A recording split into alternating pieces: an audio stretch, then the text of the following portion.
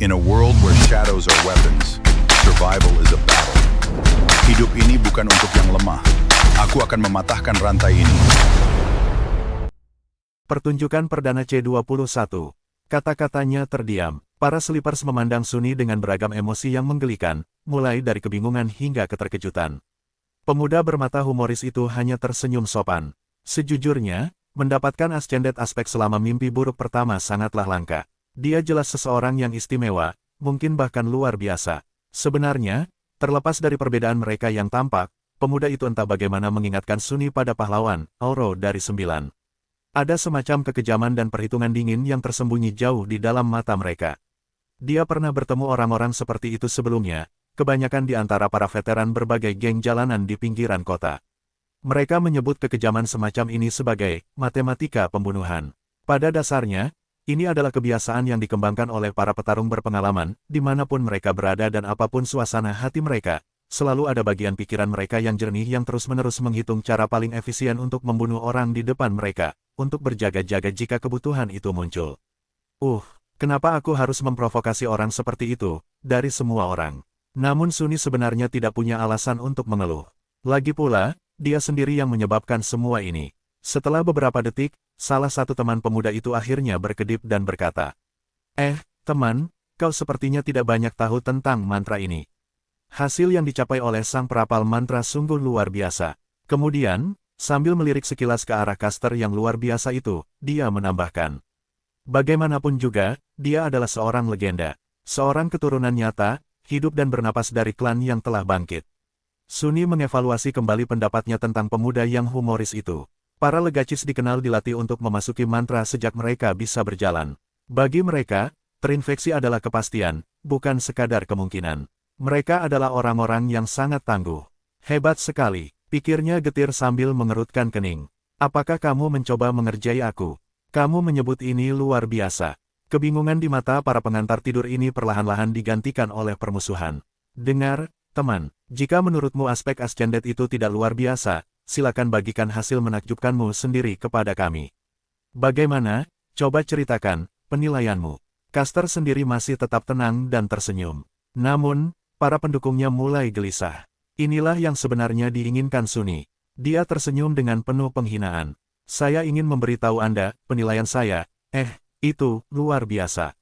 Ya, luar biasa, dan aspek yang saya peroleh berperingkat ilahi. Setelah itu, ia menerima sejumlah tatapan aneh. Belum pernah ada yang menerima aspek ilahi sebelumnya, jadi, tentu saja, mereka mulai berpikir bahwa dia gila. Tetapi masih ada secercah keraguan, mungkin pria aneh itu adalah keturunan dari klan yang kuat. Seorang jenius yang tak tertandingi. Mungkin penilaiannya memang luar biasa. Sunny harus menghilangkan sedikit keraguan itu. Ingat, aku bukan keturunan bangsawan. Aku dari pinggiran kota. Aku bahkan belum pernah menerima pelatihan tempur. Semua pelatihan itu dan dia hanya mendapat nilai sangat baik. Apa yang dia lakukan selama mimpi buruk, mengorek hidungnya sepanjang waktu. Ekspresi semua Sleepers yang mendengarkan sesumbarannya langsung berubah. Tikus pinggiran tanpa pelatihan, ya, tentu saja. Siapa yang coba dia bodohi? Akhirnya, dengan senyum sopan yang sama, caster berbicara. Glorious, itu menarik. Bisakah Anda memberitahu kami apa saja pencapaian Anda di Nightmare? Sunny tersenyum lebar. Tentu, tidak masalah. Pertama-tama, aku membunuh seorang tiran yang telah bangkit. Setiap yang diucapkannya membuatnya merasakan sakit yang hebat selama beberapa saat, tetapi dia tidak menunjukkannya di wajahnya. Ekspresinya sama sekali tidak menunjukkan apapun selain rasa puas diri dan menantang. Sekadar menyebut nama seorang tiran, apalagi tiran yang telah bangkit, sudah membuat beberapa anggota Sleepers tersenyum mengejek. Benarkah? Bagaimana caramu membunuhnya? Ekspresi arogan muncul di wajah Sunny. Bagaimana bisa? Biar ku beritahu, aku bahkan tidak perlu mengangkat jari. Aku hanya meludah, dan itu langsung hancur berkeping-keping. Itu memang benar. Sunny telah meludahkan seteguk darah di atas altar, dan sebagai akibatnya, Raja Gunung dicabik-cabik tanpa ampun oleh Dewa Bayangan. Seseorang tertawa terang-terangan. Orang ini gila atau sengaja mempermainkan kita. Dengar sini, nak, berperilaku sopan. Oke, siapa yang akan percaya kebohongan seperti itu? Sunny benar-benar marah. Dia ingin membalas, mengatakan bahwa dia tidak pendek. Tapi dia tidak bisa, karena itu akan menjadi kebohongan, sialan. Jadi, alih-alih demikian, dia hanya menggertakkan giginya dan berkata dengan suara penuh amarah. Aku tidak bisa menjawab itu, karena itu bukan bohong. Apakah kau benar-benar bersikeras bahwa kau telah membunuh seorang tiran yang telah bangkit, seorang tiran, dan hanya dengan sedikit ludah pula? Sunyi mengerutkan alisnya. Itu benar. Tawa pun berlanjut. Bajingan gila. Dia benar-benar percaya pada omong kosongnya sendiri. Gila, dia gila. Tanpa diduga, Caster menghentikan teman-temannya. Teman-teman, setelah tawa mereda, dia bertanya dengan ramah. Apa lagi yang telah kamu capai? Apa, itu belum cukup. Sunyi mengangkat dagunya. Coba kupikirkan, aku juga membunuh seorang pendekar pedang yang telah bangkit. Benarkah? Bagaimana kau melakukannya? Berlagak seolah sedikit malu, Sunyi menunduk. Saat itu, sebenarnya, saat itu aku harus mengangkat jari. Aku bahkan harus menggoyangkannya beberapa kali. Tapi itu sudah cukup untuk membunuhnya. Dia memegang lonceng perak di antara jari-jarinya, yang menyebabkan Hiro diserang dan akhirnya dibunuh oleh sang tiran. Jadi, secara teknis, semua pernyataannya benar. Dasar orang gila, percaya atau tidak, si idiot ini. Kasihan sekali. Dia bukan hanya lemah, dia juga sudah kehilangan akal sehatnya. Caster menatap teman-temannya lama, lalu menoleh ke Sunyi. Ada lagi. Sunyi berkedip. Saatnya sentuhan akhir. Ada lagi. Baiklah. Benar. Aku berkomunikasi dengan sekelompok dewa, meskipun mereka semua sudah mati. Aku membuat salah satu dari mereka terbangun. Dia memberiku berkat. Aku diberkati oleh seorang dewa, kalian semua mengerti. Para Sleepers diam-diam menggelengkan kepala atau menatapnya dengan iba. Caster menghela napas. Begitu, ya, jika dibandingkan dengan pencapaianmu, pencapaianku memang terlihat biasa saja. Terima kasih telah berbagi dengan kami. Kuharap kau juga akan sukses begitu kita memasuki alam mimpi. Sunyi tersenyum dengan ekspresi superioritas yang angkuh di wajahnya. Percayalah, setelah itu, dia berbalik dan pergi. Itu pekerjaan yang bagus. Dia cukup yakin bahwa setelah penampilan ini, tidak seorang pun akan percaya bahwa dia sebenarnya memiliki semacam aspek yang kuat atau melakukan sesuatu yang patut diperhatikan selama mimpi buruk itu. Dia hanya mengatakan yang sebenarnya, namun berhasil membuat semua orang percaya pada kebalikan dari kebenaran. Perasaan yang luar biasa. Apa pendapat mereka tentang dia sekarang? Mereka berpikir bahwa dia lemah, tumbuh tanpa pendidikan di pinggiran kota, dan tidak memiliki pelatihan. Lebih dari itu, dia tampaknya gila atau sangat bodoh. Temperamennya sangat buruk, sungguh orang yang menyedihkan dan patut dikasihani. Sekarang, setiap kali ditanya tentang aspeknya, dia bisa dengan jujur mengatakan bahwa itu berperingkat ilahi, dan akan ditertawakan. Orang-orang lebih suka percaya bahwa mantra itu telah lenyap daripada percaya bahwa dia adalah seseorang yang patut diperhatikan.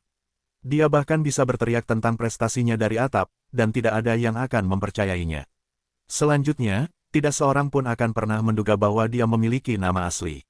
Tunggu saja, bodoh. Suatu hari nanti akulah yang akan tertawa. Saat Sunyi berjalan pergi, dia mendengar salah satu anggota Sleepers berbicara kepada Caster. Kenapa kau tidak menempatkan orang gila itu pada tempatnya? Dia telah merendahkanmu. Setelah jeda singkat, Caster menjawab. Suaranya terdengar rendah dan lembut. Anak malang itu pasti sudah kehilangan akal sehatnya di dalam mimpi buruk. Itu sering terjadi. Dia kemungkinan besar akan segera mati, jadi bersikap baik adalah hal terkecil yang bisa kulakukan. Sudut mulut Sunyi berkedut. Betapa baiknya dia. Dia tahu bahwa kata-kata Caster didasarkan pada asumsi yang salah, tetapi, entah mengapa, dia masih merasakan hawa dingin menjalar di punggungnya. C22 Sudut Mayat. Merasa puas dengan penampilannya, Sunyi berjalan kembali ke sudut aula yang sepi. Ia merasa orang-orang menatapnya dengan ejekan, penghinaan, dan rasa iba. Tak seorang pun tampak mau berlama-lama di dekatnya. Itu memang lebih baik, ia memang tidak ingin diganggu. Namun, bukankah reaksi mereka agak berlebihan? Bukannya dia membawa penyakit menular? Yah, kecuali mantra itu. Tapi itu sebenarnya bukan penyakit, yang seharusnya sudah diketahui semua orang di sini. Akhirnya, dia berhasil melepaskan diri dari kerumunan dan sampai di pojok jalan. Entah mengapa, para Sleepers enggan mendekatinya. Saat itu, hanya ada seorang gadis yang duduk tenang di bangku. Sunyi meliriknya. Gadis pendiam itu lembut, sopan, dan sangat cantik. Pakaiannya rapi dan bersih, tidak terlalu mahal, tetapi tetap cukup berkelas. Dengan rambut pirang pucat, mata biru besar, dan wajah yang memesona, ia tampak seperti boneka porselen yang cantik. Dia memesona dengan caranya sendiri. Namun, ada sesuatu yang aneh dengannya. Sunyi mengerutkan kening, mencoba memahami apa sebenarnya yang membuatnya merasa tidak nyaman pada gadis itu. Setelah beberapa saat, Ia menyadari bahwa tatapan kosong dan tanpa ekspresi gadis itu mengingatkannya pada Raja Gunung. Terkejut, Suni menyadari bahwa gadis itu buta. Butuh beberapa detik baginya untuk menenangkan diri. Sungguh disayangkan. Agak patah semangat, dia dengan hati-hati duduk di ujung bangku yang berlawanan. Gadis itu tidak akan selamat dari mimpi buruk pertama jika dia buta sebelum memasuki mantra. Yang berarti dia kehilangan penglihatannya sebagai akibat dari penilaian tersebut. Itu adalah kesalahannya. Tiba-tiba, Suni merasa sangat cemas. Sensasi dingin menyebar di dadanya. Dan kupikir kekuranganku itu sudah buruk. Apapun aspek kemampuan yang diterima gadis buta itu sebagai ganti penglihatannya, itu pada dasarnya adalah hukuman mati. Orang buta tidak memiliki peluang untuk bertahan hidup di alam mimpi, setidaknya tidak dengan inti yang tidak aktif. Dalam arti tertentu, gadis itu sudah mati. Dia pada dasarnya adalah mayat hidup. Merasa sangat terganggu, Suni berpaling dan mengamati kerumunan orang yang tertidur. Sekarang dia mengerti mengapa orang-orang berusaha menghindari sudut ini. Gadis itu dikelilingi oleh aura kematian yang tak terlihat, tetapi hampir terasa nyata. Orang-orang yang tidur biasanya tidak terlalu percaya tahayul, tetapi siapapun akan merasa tidak nyaman berada di dekatnya. Berbekal pengetahuan ini, Suni tiba-tiba melihat pola dalam cara para pemuda di aula itu berkumpul. Secara naluriah, mereka semua mencoba berdiri dekat dengan orang-orang yang memiliki keadaan serupa dengan mereka. Di ujung aula, paling dekat dengan panggung, terdapat satu atau dua kelompok kecil. Orang-orang dalam kelompok ini berbeda dari para sleepers lainnya. Mereka semua percaya diri, tenang, dan memiliki aura kesiapan. Mereka adalah para legacis, mereka dilatih untuk mantra sejak lahir dan memiliki peluang bertahan hidup tertinggi. Caster khususnya menonjol dari yang lain. Di samping mereka terdapat sejumlah besar anak muda berpakaian mahal. Mereka lincah dan bersemangat, dan hanya sedikit gugup. Mereka adalah keturunan warga kaya dan berpangkat tinggi. Pelatihan mereka cukup baik karena keluarga-keluarga tersebut memiliki dana yang cukup untuk menyewa tutor privat bahkan yang sudah terbangun. Peluang mereka untuk bertahan hidup tidak buruk. Kemudian ada bagian terbesar dari kerumunan itu, yang terdiri dari anak-anak dari keluarga kelas menengah. Mereka mungkin tidak memiliki hak istimewa untuk berlatih di bawah bimbingan tutor yang telah terbangun, tetapi pendidikan mereka tidak buruk. Pemerintah telah mengerahkan banyak upaya untuk memasukkan semua pengetahuan dan keterampilan yang diperlukan ke dalam kurikulum sekolah, mempersiapkan calon sleepers sejak dini. Beberapa dari mereka mungkin telah menerima pelatihan tambahan secara pribadi. Untuk bertahan hidup, para sleeper ini perlu melakukan upaya yang gigih, dan juga sedikit keberuntungan. Namun, hal itu bukanlah sesuatu yang mustahil. Akibatnya, mereka tegang dan gugup. Dan terakhir, ada Suni dan gadis buta itu. Mayat-mayat itu. Dari sudut pandang para sleepers lain di aula, peluang mereka untuk bertahan hidup hampir nol. Sungguh menawan. Beginilah cara para sleepers muda secara tidak sadar membagi diri mereka. Satu-satunya pengecualian dari aturan ini adalah gadis berambut perak itu, yang berdiri sendirian dan terpisah dari semua orang, tampaknya acuh tak acuh terhadap ketegangan dan kegugupan yang menyelimuti udara. Dia bersandar di dinding dengan mata tertutup, masih mendengarkan musik. Namun terlepas dari kelompok dan tingkat pelatihan mereka, semua orang sudah lelah menunggu. Kapan upacara pelantikan sialan itu akan dimulai? Pikir Suni dengan kesal. Seolah menjawab pikirannya, seorang pria jangkung berseragam biru tua muncul di atas panggung. Ia bukan hanya tinggi, tetapi hampir seperti raksasa. Suni bahkan bertanya-tanya apakah ibu pria itu telah berbuat dosa dengan seekor beruang. Tentu saja, itu mustahil, beruang telah punah jauh sebelum mantra itu muncul. Tetapi dia pernah melihat gambar di sebuah buku, dan gambar-gambar itu tampak agak mirip. Makhluk mimpi buruk yang menyerupai beruang, kalau begitu.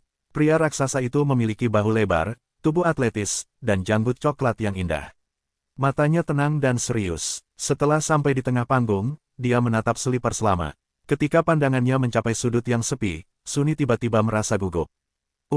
Aku harap dia tidak memiliki kemampuan telepati. Kalau tidak, dia mungkin akan memotong anggota tubuhku demi ibunya. Pria itu tidak terlalu memperhatikan Suni dan kembali menatap barisan depan penonton. Akhirnya, dia berkata dengan suara dalam dan menggema. Aku adalah batu yang terbangun. Wahai para yang tertidur, selamat datang di akademi. Semua orang mendengarkan tanpa mengeluarkan suara. Dalam waktu kurang dari sebulan, kalian akan dipanggil ke alam mimpi.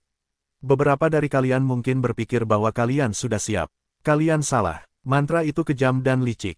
Saat para yang terbangun mulai terlalu percaya diri, mereka akan mati. Aku telah melihat banyak sekali pengembara seperti kalian kehilangan nyawa. Aku juga telah melihat para guru berpengalaman kehilangan nyawa mereka. Bahkan para orang suci pun tidak dijamin akan selamat. Terima kasih atas dukungannya, pikir Suni dengan sinis. Dalam 4 minggu ke depan, kami akan melakukan segala daya upaya untuk meningkatkan peluang Anda bertahan hidup. Anda akan menerima pelatihan dari instruktur terbaik di dunia. Namun, jangan terkecoh oleh ketenaran mereka. Pada akhirnya, apakah Anda kembali dari alam mimpi hidup-hidup hanya bergantung pada satu orang, Anda? Tanggung jawab untuk bertahan hidup ada pada Anda, dan hanya pada Anda.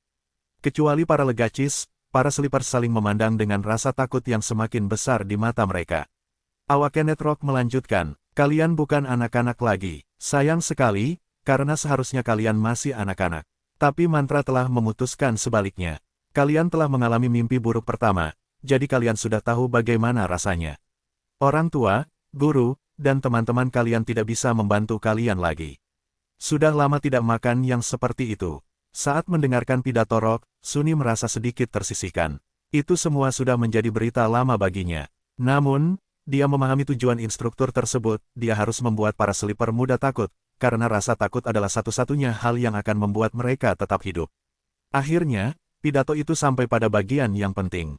Awakening Rock berhenti sejenak, memberi anak-anak yang mendengarkannya waktu untuk mencerna kata-katanya. Kemudian, dengan anggukan singkat, dia melanjutkan. Sekarang kita akan membahas perbedaan antara mimpi buruk dan alam mimpi. C23 mimpi dan mimpi buruk. Itu adalah sesuatu yang sangat menarik bagi Suni. Tentu saja, dia memiliki pengetahuan umum tentang bagaimana segala sesuatu diatur di dalam mantra. Tetapi mimpi buruk pertama telah menunjukkan kepadanya bahwa kenyataan berbeda dari bagaimana hal itu digambarkan dalam budaya populer dalam sejumlah hal kecil, tetapi sangat penting.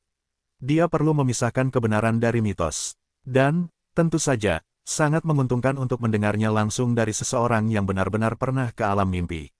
Jadi Suni mendengarkan dengan saksama. Awakening Rock mulai berbicara. Sebagian besar orang menyadari apa itu mimpi buruk, karena mimpi buruk berdampak pada dunia nyata dan kehidupan mereka. Kalian semua telah diperingatkan sebelum memasuki mimpi buruk pertama bahwa, jika kalian binasa di sana, makhluk mimpi buruk akan diizinkan melewati ambang batas dan memasuki realitas. Ya, itulah alasan mengapa Master Jet harus menunggu dengan sabar di sisinya, siap menghadapi monster itu jika muncul. Mimpi buruk pertama itu unik, karena masing-masing bersifat individual. Itulah mengapa hanya satu makhluk yang dapat muncul. Namun, mulai dari mimpi buruk kedua, keadaan menjadi jauh lebih berbahaya. Mimpi buruk ini tidak terikat pada orang yang terinfeksi. Sebaliknya, mereka lahir di alam mimpi. Saat benih mimpi buruk tumbuh, sejumlah makhluk yang terbangun dapat mencoba menaklukkannya. Memburu para mimpi buruk adalah tanggung jawab utama para yang terbangun. Suni tahu itu. Jika mereka semua mati atau gagal menemukan benih sebelum matang, sebuah gerbang akan terbuka di dunia nyata, membiarkan monster yang tak terhitung jumlahnya masuk. Kalian semua tahu konsekuensinya. Para awakening lainnya akan dipaksa untuk menahan serangan di sisi ini, tetapi kemudian dapat terjadi kehancuran besar atau korban jiwa di antara penduduk sipil. Pembukaan gerbang adalah sesuatu yang ditakuti oleh setiap orang di planet ini. Ini juga merupakan bencana kedua yang disebabkan oleh mantra setelah kemunculan awal makhluk mimpi buruk. Perbedaan utamanya adalah, pada gelombang awal itu, hanya ada binatang buas yang tertidur. Namun, gerbang memiliki tingkatan tersendiri, dan semua jenis makhluk berpotensi melangkah melewatinya. Tidak lama sebelum Suni lahir, sebuah gerbang tingkat 5 terbuka dan membuat seluruh benua tidak dapat dihuni. Untungnya, gerbang tingkat tinggi sangat langka. Suara Awakening Rock menjadi serius. Jadi, tidak salah jika dikatakan bahwa tujuan dari mereka yang terbangun adalah memasuki alam mimpi, mencari mimpi buruk yang sedang matang, dan menutupnya sebelum bahaya menimpa dunia nyata. Dari sini, Anda dapat melihat bahwa alam mimpi dan mimpi buruk saling terhubung, tetapi bukanlah satu dan sama. Jika mimpi buruk adalah tujuan, maka alam mimpi adalah jalannya. Tetapi alam mimpi juga jauh lebih dari itu. Sangat romantis. Apakah Awakening Rock memiliki kecenderungan puitis? Sederhananya, alam mimpi adalah sebuah dunia, luas, misterius, dan sebagian besar belum dijelajahi. Ia juga mati. Tidak ada kehidupan di sana kecuali makhluk mimpi buruk, ekosistem yang rusak, dan sekarang kita. Tapi ia tidak selalu mati. Kita dapat mengetahui bahwa dahulu kala, alam mimpi adalah rumah bagi beberapa peradaban primitif. Ada banyak reruntuhan yang terkubur di tanahnya. Dari apa yang Suni ketahui, peradaban yang hilang itu sebenarnya tidak primitif, hanya saja perkembangan mereka berpusat pada inti jiwa dan mistisisme, bukan teknologi. Jadi, pada dasarnya, keajaiban dan sihir. Apa nama mereka? Bagaimana mereka runtuh? Tidak ada yang tahu, mungkin mereka hancur karena mantra itu. Kita tidak tahu apakah alam mimpi ada di dalam mantra sebagai salah satu ilusinya, hanya saja dalam skala yang jauh lebih besar, atau apakah itu nyata, dengan mantra hanya berfungsi sebagai jalur antara dua realitas. Namun, kita menduga bahwa ilusi yang diciptakan di dalam mimpi buruk didasarkan pada sejarahnya. Itu adalah replika peristiwa masa lalu, yang entah bagaimana direkonstruksi dari kedalaman waktu. Jadi, mungkin memang pernah ada kafilah budak sungguhan di Gunung Hitam itu, dahulu kala. Sunni ingat bagaimana waktu seolah bergerak mundur di awal mimpi buruknya. Dia memikirkan bagaimana jadinya jika dia tidak terlibat. Apakah budak kuil tanpa nama itu binasa di mulut Raja Gunung bersama kafilah lainnya? Entah mengapa, ia merasa bahwa budak tanpa nama itu tidak sesederhana itu. Jika tidak, mengapa mantra itu mengingatnya? Dan bagaimana dengan Hiro? Apakah dia berhasil melarikan diri? Aku penasaran. Terdapat 4 perbedaan utama antara alam mimpi dan alam mimpi buruk. Pertama, alam mimpi buruk tidak memiliki cerita. Tidak ada konflik yang telah ditentukan sebelumnya yang harus Anda selesaikan. Anda dapat bergerak bebas dan menjelajah, asalkan Anda memiliki kekuatan untuk bertahan hidup di alam liar. Kebanyakan orang cenderung tinggal di dekat salah satu benteng manusia. Senang mendengarnya, pikir Sunni, tetap tidak yakin. Tentu, tidak ada konflik yang telah ditentukan sebelumnya di alam mimpi. Tetapi dengan atribut takdir yang dimilikinya, dia hampir pasti akan berakhir dalam suatu masalah. Jadi kebebasan yang disebutkan oleh Awakening Rock bersifat relatif dalam kasusnya. Sementara itu, instruktur melanjutkan.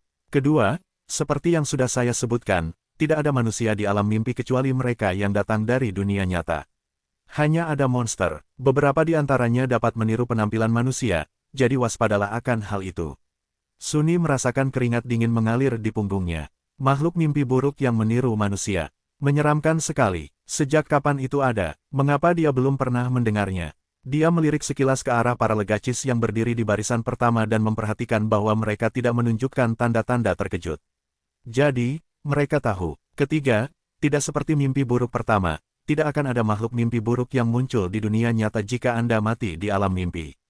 Mungkin terdengar kejam, tetapi itu adalah hal yang baik. Pasukan yang terbangun sudah tersebar tipis. Jika kita harus memantau setiap orang yang tertidur, kita tidak akan memiliki sumber daya untuk menangani masalah yang lebih penting.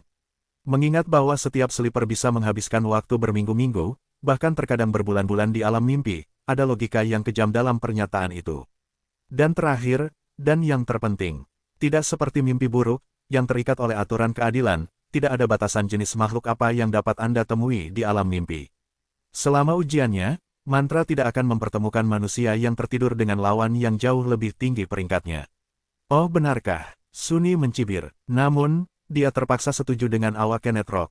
Meskipun Hero dan Mountain King jauh di atas levelnya, mereka masih satu peringkat di atasnya. Petik 2. Namun di alam mimpi, tidak ada batasan seperti itu. Secara teori, Anda bisa bertemu dengan Titan Tak Suci dan mati bahkan sebelum menyadari apa yang terjadi. Jadi berhati-hatilah dan tetaplah berada di wilayah dengan musuh yang setara dengan peringkat Anda. Ini bukan jaminan mutlak, tetapi setidaknya akan ada kemungkinan lebih kecil Anda mengambil risiko yang terlalu besar. Berada di wilayah yang dihuni oleh makhluk mimpi buruk di bawah peringkatnya bahkan lebih baik.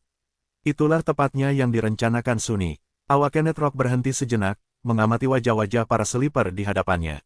Kemudian dia menambahkan, saat titik balik matahari tiba, kalian akan ditarik ke alam mimpi. Lokasi pasti di mana kalian akan muncul tidak dapat diprediksi sebelumnya, tetapi ada kemungkinan besar bahwa banyak dari kalian akan berada di dekat satu sama lain. Bersatulah dan pergilah ke benteng manusia terdekat. Setiap benteng dibangun di sekitar gerbang. Setelah kalian mencapainya, kalian akan dapat kembali. Gerbang adalah portal khusus yang berfungsi sebagai titik keluar dari alam mimpi. Begitu para sleeper mencapai portal tersebut, mereka akan dapat melarikan diri kembali ke realitas dan menjadi terbangun. Inti mereka akan berevolusi, dan mereka juga akan menerima kemampuan aspek kedua. Setelah itu, mereka akan kembali ke alam mimpi setiap kali mereka tertidur.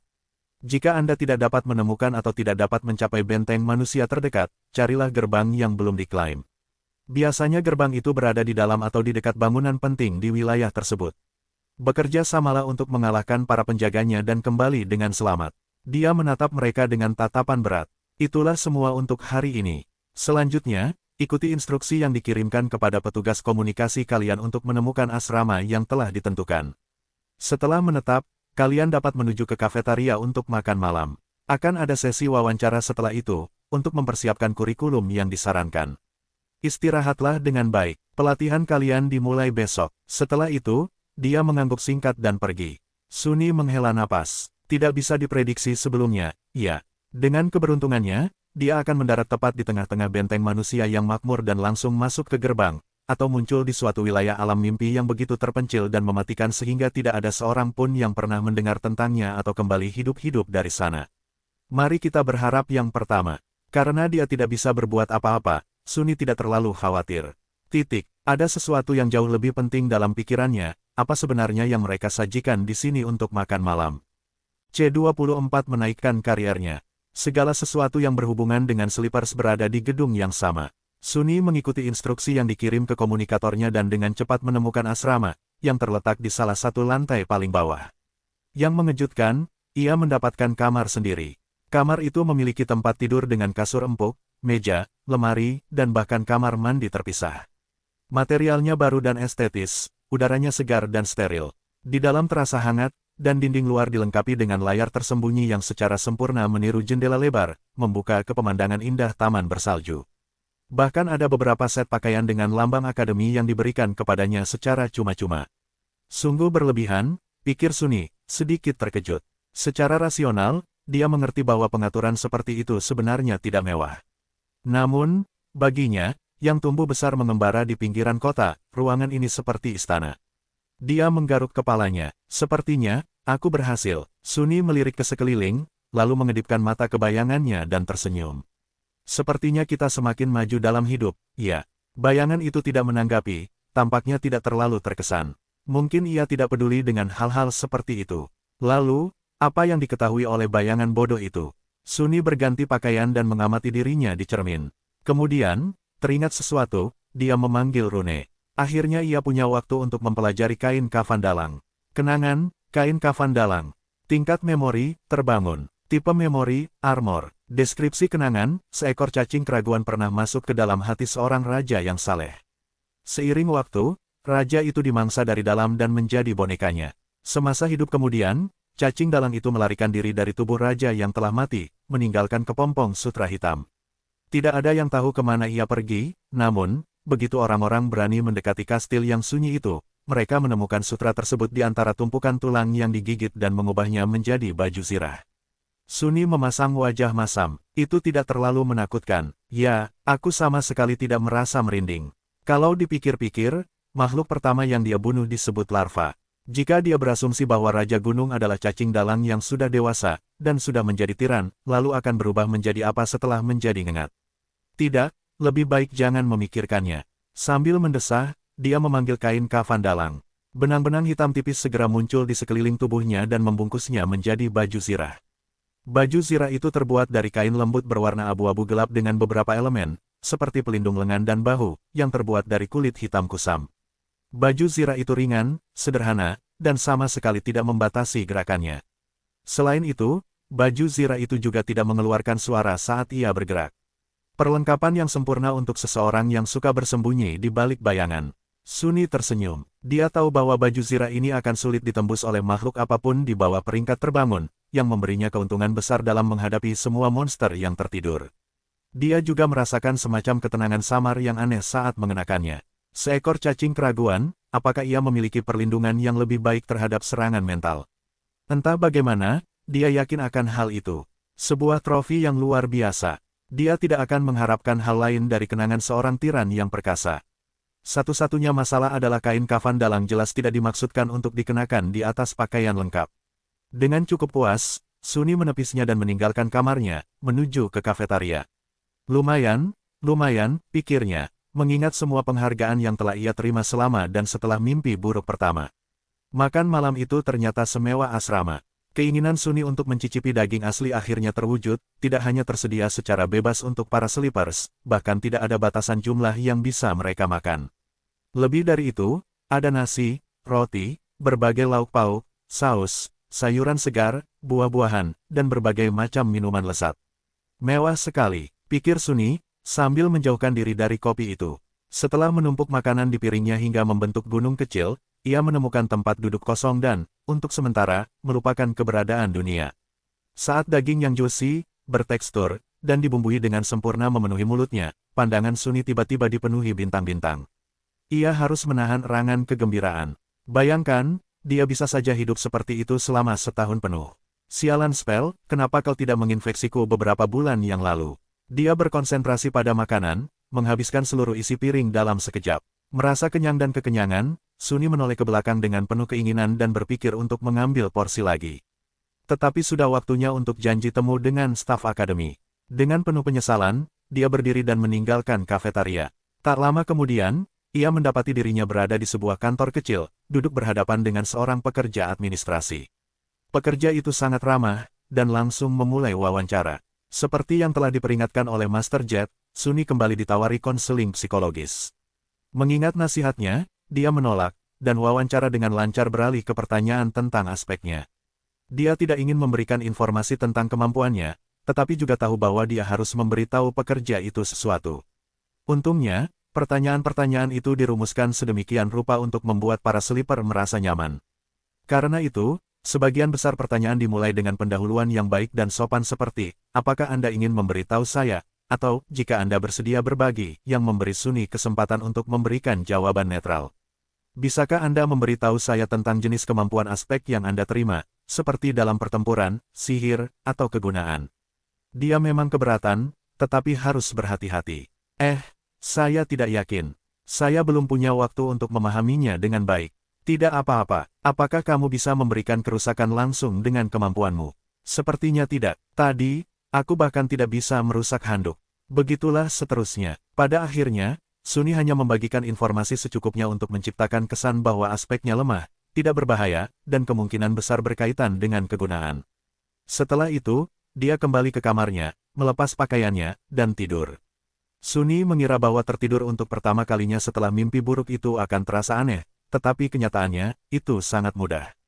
Berbaring di atas kasur empuk, dengan kulitnya menyentuh spray bersih dan bantal lembut di bawah kepalanya, dia tidur nyenyak seperti bayi. Pagi-pagi sekali, Sunny membersihkan diri di kamar mandi pribadinya dan, penuh energi, bergegas untuk sarapan dengan suasana hati yang gembira. Kantin itu agak ramai. Setelah mengisi piringnya dengan berbagai macam makanan lezat, dia segera menyadari bahwa satu-satunya tempat yang bisa dia duduki adalah di dekat gadis buta dari kemarin. Mejanya kosong, karena tidak ada yang mau duduk dekat dengannya. Sunny meringis. Sepertinya mereka berdua ditakdirkan untuk menjadi orang buangan bersama selama 4 minggu tersisa. Dia juga merasa tidak nyaman berada di dekat seseorang yang praktis sudah mati, tetapi tidak banyak pilihan yang bisa dia lakukan. Suasana hatinya yang baik mulai hilang, ia duduk di meja gadis tunanetra itu dan memberi anggukan sekilas kepada pekerja sosial yang membantunya berjalan. Setelah itu, ia mencoba berpura-pura bahwa mereka tidak ada dan berkonsentrasi pada makanannya.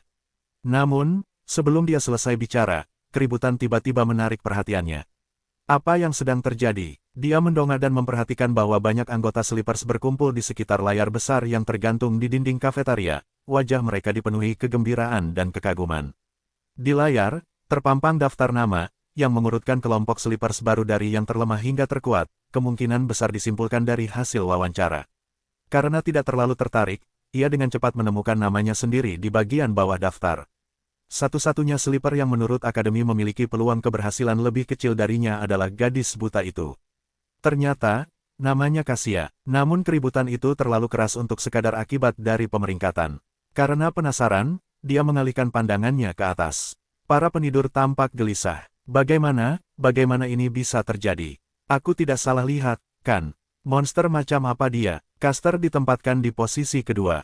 Dan tepat di atasnya, potret gadis berambut perak itu terlihat jelas.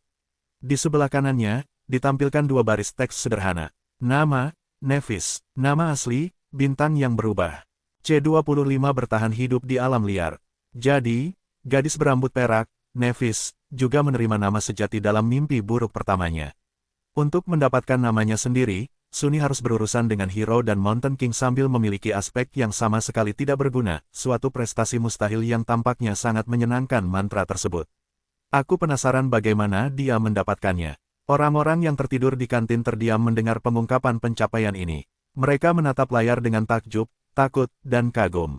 Mendengar bisikan-bisikan gembira mereka, Suni merasakan keinginan kekanak-kanakan untuk berteriak, "Aku juga. Aku juga punya." Namun, tentu saja, dia tetap diam. Sambil melihat sekeliling, ia memperhatikan tatapan Caster tertuju pada layar. Ada ekspresi aneh dan muram di wajah pemuda yang biasanya humoris itu. Namun yang aneh adalah, sejauh yang Suni ketahui, Caster tidak sedang melihat baris teks yang berisi nama sejati. Sebaliknya, dia menatap baris teks yang bertuliskan, Nevis, seolah-olah nama asli gadis itu memiliki makna yang lebih dalam baginya daripada nama yang diberikan oleh mantra tersebut. Menarik, apakah mereka saling kenal? Mengapa seorang anggota legasi yang terhormat mengenal seseorang yang datang ke akademi dengan pakaian olahraga yang dikeluarkan polisi? Dan berbicara tentang Nevis, di mana dia? Suni melirik sekeliling kafetaria dan dengan cepat memperhatikan gadis berambut perak itu, yang duduk tenang di sudut dengan secangkir kopi di tangannya. Dia tidak terlalu memperhatikan keributan di sekitarnya, tampaknya tenggelam dalam pikirannya. Mata abu-abunya tampak serius dan jauh. Seorang penjahat dengan nama asli. Itu tidak mungkin. Secara teknis itu mungkin. Smile of Heaven menerima nama sejatinya di mimpi buruk pertama, kurasa. Tapi ya, aku ragu. Mungkin dia berbohong dalam wawancara itu. Apakah kau bodoh? Jika semudah itu menipu para administrator, si cabul gila dari kemarin pasti sudah berada di posisi pertama. Wajah Suni berkedut. Dasar mesum gila, iya. Baiklah, kenapa kita tidak langsung bertanya padanya saja? Tiba-tiba, keheningan yang memekakkan telinga menyelimuti kafetaria. Mengikuti saran tersebut, para Sleepers berhenti berbicara dan berbalik, menatap Nevis. Namun, tampaknya tidak ada seorang pun yang berani mendekatinya terlebih dahulu. Akhirnya menyadari sesuatu, dia mengangkat matanya dan menatap mereka dengan terkejut. Apa? Bahkan gadis buta bernama Kasia pun menoleh ke arah suara itu. Setelah beberapa saat, Caster tiba-tiba berjalan mendekat dan membungkuk sedikit. Nyonya Nevis, saya Caster dari klan Hanli. Saya lihat ujian Anda berjalan dengan baik. Nyonya, kenapa dia memanggilnya seperti itu? Dan dia harus memperkenalkan diri, jadi, mereka tidak saling kenal. Menarik, Nevis tampak sedikit bingung dengan pertanyaan itu. Setelah berpikir sejenak, dia tersenyum cerah dan mengangkat bahu. Ya, memang sudah begitu adanya. Caster membalas senyuman itu dengan canggung. Begitu, saya sangat senang Anda kembali tanpa cedera. Bukan berarti saya meragukan kemampuan Anda. Nevi mengangguk, terima kasih. Setelah itu, dia kembali menyesap kopinya, menandakan bahwa percakapan telah berakhir atau dia sama sekali tidak menyadari perhatian semua orang. Suni menghela napas. Sungguh misterius. Ada banyak pikiran yang berkecamuk di benaknya. Namun, tak satu pun dari pikiran itu yang bisa mengalihkan perhatiannya dari hal terpenting, sarapan. Beberapa detik kemudian, dia melupakan semua tentang dinamika canggung antara Caster dan Nevis dan dengan senang hati melahap makanannya. Ruang kelas pelatihan bertahan hidup di alam liar itu luas, didekorasi dengan selera tinggi, dan benar-benar kosong.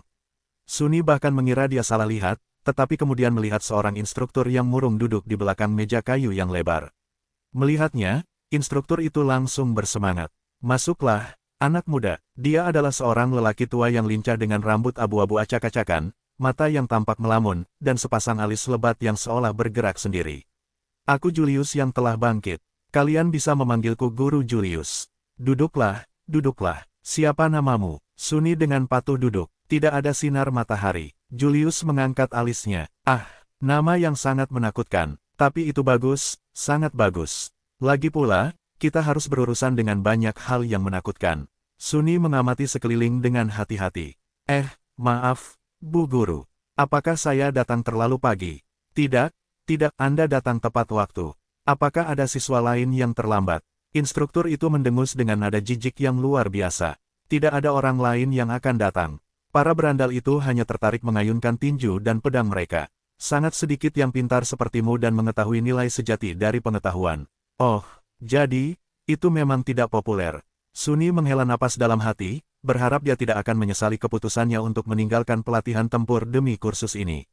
Hei, anak muda, mengapa kau memilih pelatihan bertahan hidup di alam liar, di antara semua pilihan yang ada? Tidak ada gunanya menyembunyikan alasan sebenarnya. Lagi pula, Suni juga tidak akan mampu menyembunyikannya. Sang terbangun yang memantauku selama mimpi buruk pertama, Master Jet, telah menyarankanku untuk mempelajarinya di atas segalanya. Nasihat yang sangat bijak. Guru itu benar-benar tahu apa yang penting. Tunggu. Apa kau bilang Jet? Matanya membelalak. Soul Reaper Jet, si biadab pembunuh itu. Siapa sangka seorang barbar seperti dia mengetahui nilai dari pengetahuan yang rumit. Malaikat maut, rasa ingin tahu Sunny terpicu. Guru, apakah Anda mengenal Master Jet? Julius dengan hati-hati melihat ke belakang sebelum menjawab. Siapa yang tidak kenal Soul Reaper? Dia mungkin bukan awakenet terkuat di luar sana, tetapi dia jelas salah satu yang paling ditakuti. Itu karena kemampuan aspeknya mengabaikan daging dan menargetkan inti jiwa secara langsung. Yang berarti bahwa tidak ada jumlah baju besi, ketahanan terhadap kerusakan, dan perlindungan fisik yang dapat menghentikannya. Dia mencondongkan tubuh ke depan. Satu-satunya hal baik adalah dia masih muda dan sepertinya tidak akan menjadi seorang santa dalam waktu dekat, atau bahkan selamanya. Ya, untungnya, kemungkinannya sangat kecil dia akan mencapai tingkatan tersebut. Sunny berkedip. Mengapa? Julius menatapnya seolah mencoba memahami bagaimana seseorang bisa begitu bodoh. Tentu saja karena kepribadiannya yang bermasalah. Siapa yang mau membantu seorang pembunuh psikopat menjadi seorang santo? Kau butuh tim yang terdiri dari para pendamping yang luar biasa dan banyak dukungan untuk mencoba menaklukkan mimpi buruk ketiga. Soul Reaper Jet bukanlah, tunggu. Tiba-tiba, Julius mengerutkan kening dan bersandar ke belakang. Kenapa aku bergosip denganmu? Kamu terlalu muda untuk mengetahui hal-hal seperti itu. Lebih dari itu, bukan sifatku untuk menjelek-jelekkan orang lain di belakang mereka. Aku tidak setuju, pikir Sunny sinis, tapi tidak mengatakan apapun dengan lantang. Dia sudah mendapatkan banyak informasi menarik dari Guru Julius. Mungkin memilih Wilderness Survival adalah pilihan yang tepat. Mari kita kembali ke kurikulum Anda. Mata kuliah apa lagi yang Anda ambil? Sunny menghela napas. Tidak ada. Selama 4 minggu ke depan, saya akan sepenuhnya berkonsentrasi pada pelatihan bertahan hidup di alam liar. Julius menatapnya selama 1 menit penuh, ekspresi keheranan yang mendalam terpampang jelas di wajahnya. Kemudian, perlahan, kilatan kegembiraan muncul di matanya. Akhirnya, dia menyeringai. Luar biasa, ini luar biasa, kau pemuda yang sangat cerdas. Jangan khawatir, dalam 4 minggu penuh, aku akan membuatmu abadi. Asteris. Pelajaran Sunny dengan Guru Julius dimulai dengan menyenangkan dan tanpa banyak ketegangan, tetapi hanya 1 jam kemudian, ia merasa kepalanya seperti akan meledak. Ada begitu banyak informasi baru, dan semuanya terasa begitu aneh dan tidak masuk akal bagi seseorang yang belum pernah meninggalkan lingkungan kota yang terlindungi dan terisolasi. Sesekali, Julius terheran-heran melihat kurangnya pengetahuan dan pengalaman yang relevan dari Sunny. Namun, ia memiliki sikap yang baik dan antusiasme yang tak terbatas dalam mengajar. Setiap kali Sunny tersandung, ia akan dengan sabar memperlambat tempo dan memberi kesempatan kepada muridnya untuk mengejar ketinggalan. Kurikulum yang direncanakan Julius benar-benar gila. Ada banyak sekali pengetahuan teoretis yang harus dipelajari, pelajaran praktis baik di dunia virtual maupun dunia nyata, berbagai mata pelajaran dan hal-hal aneh untuk dipelajari. Bahkan ada beberapa pelajaran yang khusus membahas dasar-dasar beberapa bahasa mati di alam mimpi. Kenapa aku perlu belajar bahasa baru? Pikir Sunny dengan rasa kasihan pada diri sendiri. Mantra itu menerjemahkan semuanya secara otomatis. Namun Julius tidak mau berkompromi. Mantra ini bukanlah penerjemah. Apakah menurutmu ia punya waktu untuk mengungkapkan seluk-beluk bahasa manusia? Katakanlah kau sedang mencari perlindungan di reruntuhan dan menemukan prasasti yang berbunyi, kematian pasti di depan. Ada 30 kata untuk kematian dalam bahasa rune. Hanya dengan mengetahui rune, kau akan dapat menyimpulkan bahaya macam apa yang ada. Pada hari pertama, mereka belajar hingga matahari hampir terbenam. Baru kemudian Julius memutuskan untuk membiarkan Sunny pulang. Karena kelelahan mental dan menyesali kenyataan bahwa ia harus melewatkan makan siang dan makan malam, Sunny memutuskan untuk dengan lembut mengingatkan gurunya tentang pentingnya makanan untuk menjaga konsentrasi tinggi besok. Setelah kembali ke kamarnya, ia duduk di kursi dan menatap kosong ke kejauhan untuk beberapa saat. Kemudian, seolah teringat sesuatu, Sunny menoleh ke bayangannya. Benar, dia punya banyak hal yang harus diselesaikan sebelum makan malam. Dia mengamati bayangan itu selama beberapa detik, lalu menyeringai. Mari kita lihat apa yang sebenarnya bisa kamu lakukan. C26 bintang yang berubah. Sunny cukup yakin bahwa bayangannya mampu melakukan lebih dari sekadar menjadi pengikut yang diam. Lagi pula, mantra itu menggambarkannya sebagai penolong yang tak ternilai. Sekarang terserah padanya untuk mencari tahu bagaimana tepatnya pengendalian bayangan dapat membantunya. Seperti dalam banyak hal lain yang berkaitan dengan aspek, ada tingkat pemahaman naluriah tertentu yang terkubur jauh di dalam alam bawah sadarnya. Pemahaman ini diberikan kepadanya oleh mantra atau merupakan sesuatu yang melekat pada setiap yang terbangun.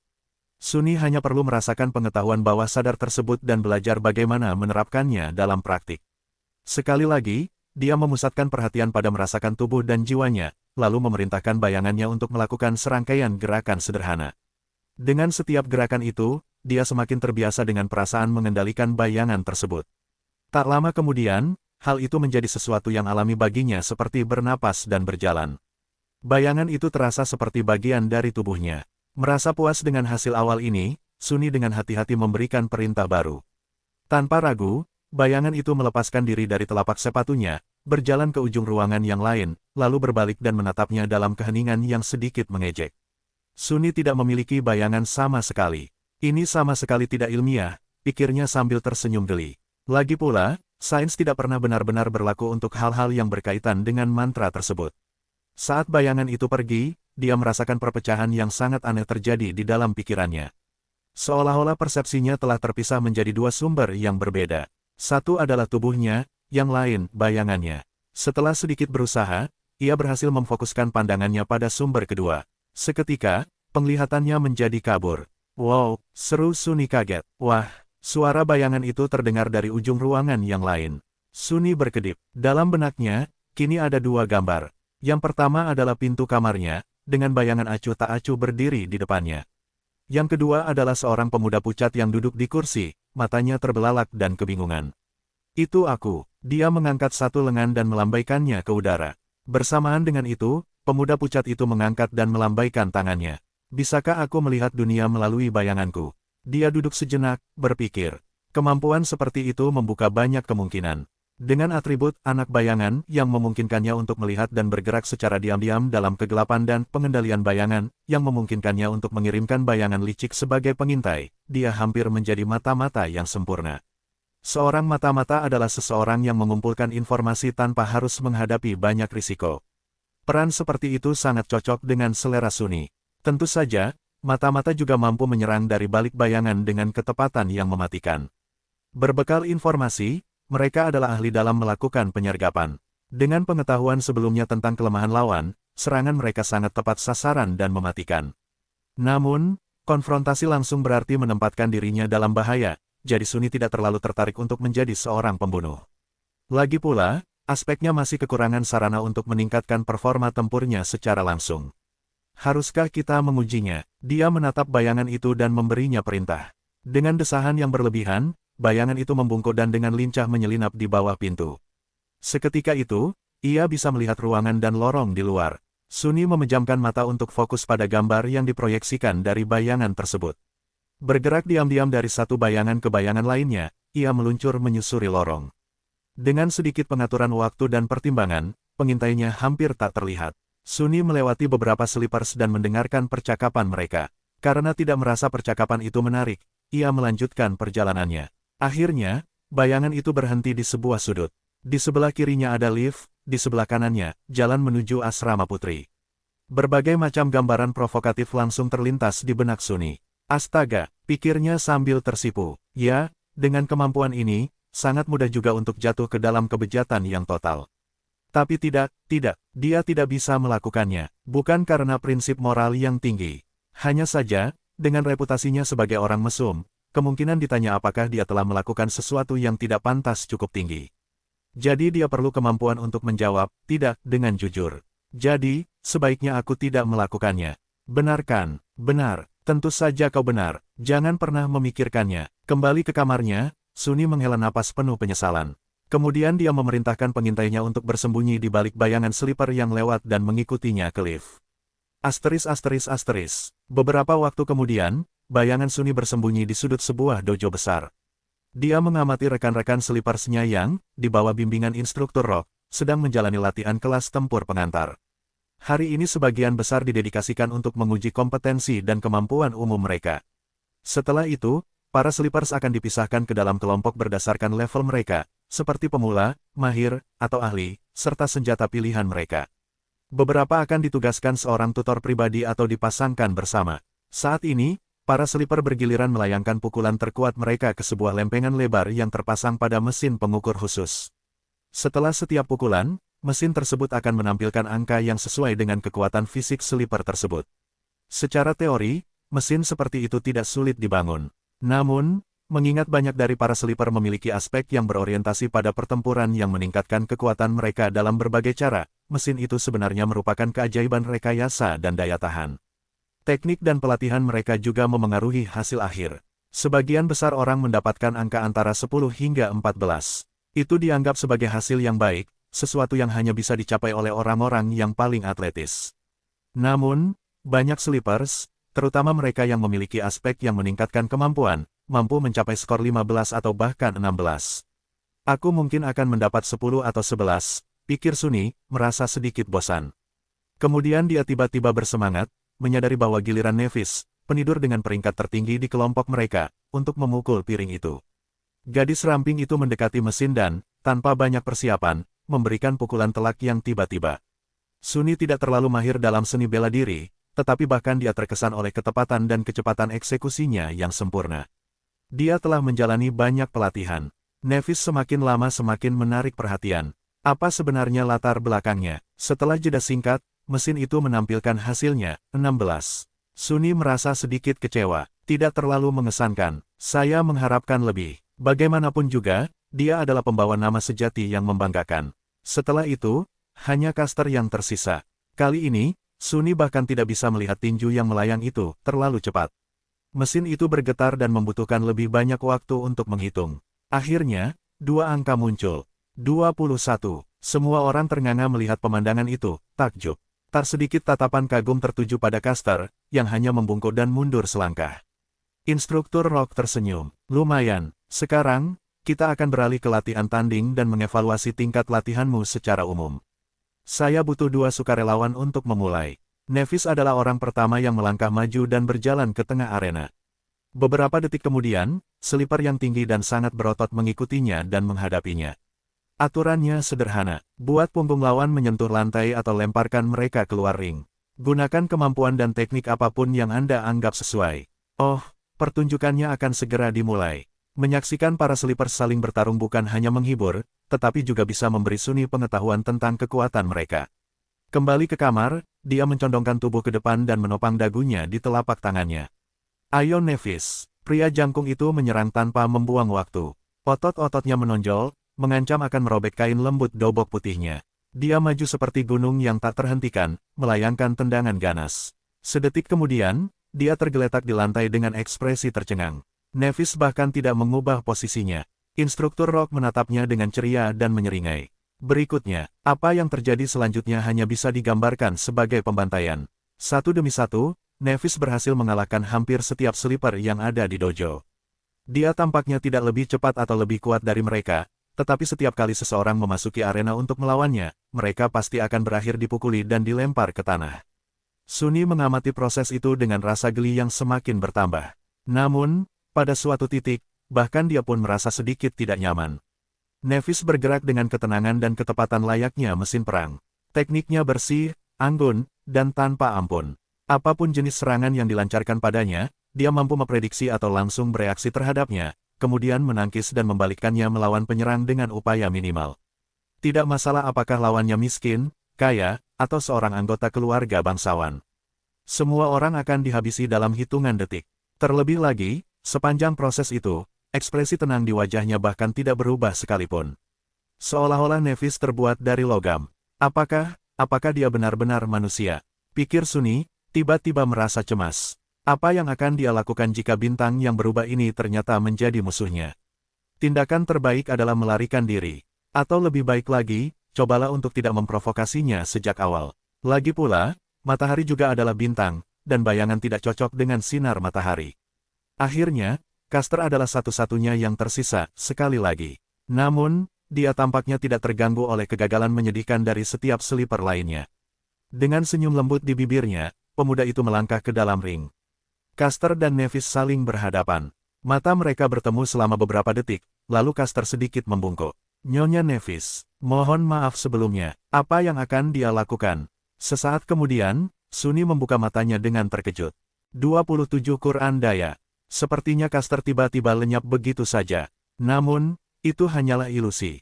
Sebenarnya, dia bergerak begitu cepat sehingga mata manusia tidak mampu mengikuti gerakannya.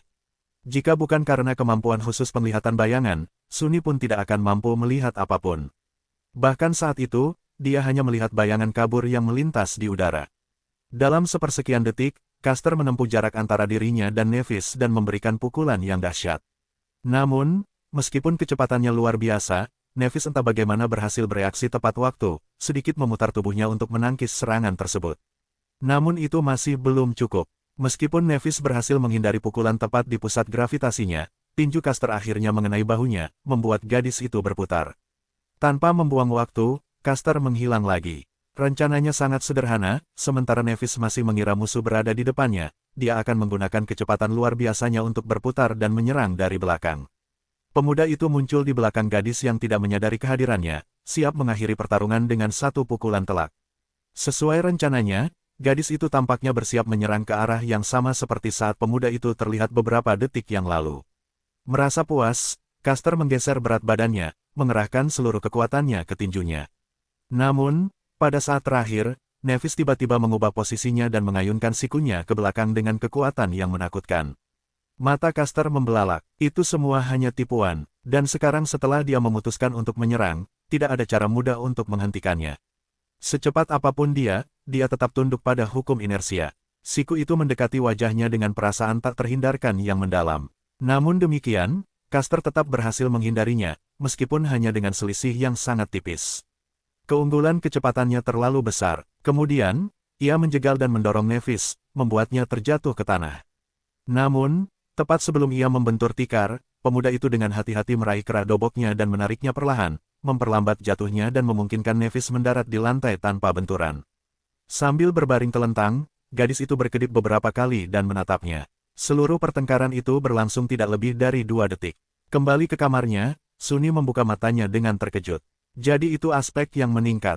Itu curang. Seorang Sleeper seharusnya tidak secepat itu.